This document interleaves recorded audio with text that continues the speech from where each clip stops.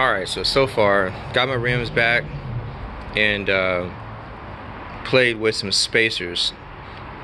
I would have figured my measurements for my rims would have allowed me not to have to need spacers.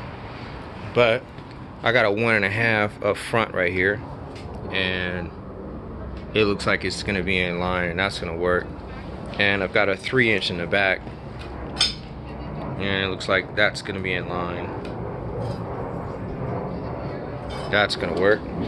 Now, I got a deficit right here as far as the height, but that's only because the 18" rim is not on the other side. It's a 17. So right now the car is tilted like that, lopsided.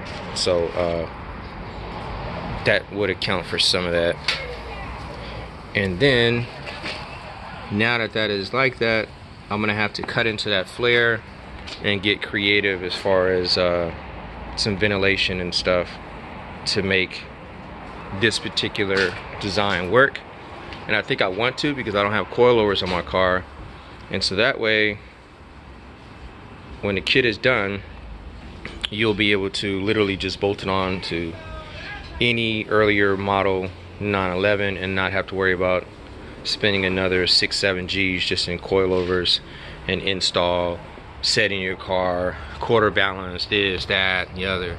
You can literally just buy the kit and put it on. And so this is the engineering phase that I go through to make sure the car looks good and is functional.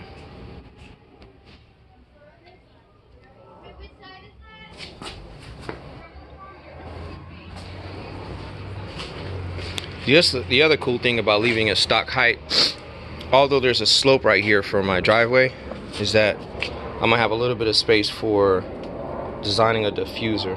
So I'm looking forward to doing that. Because if it was lowered all the way, the way it's supposed to be for a wide body kit, it's kind of no space for it for drivability. So I'm kind of liking that.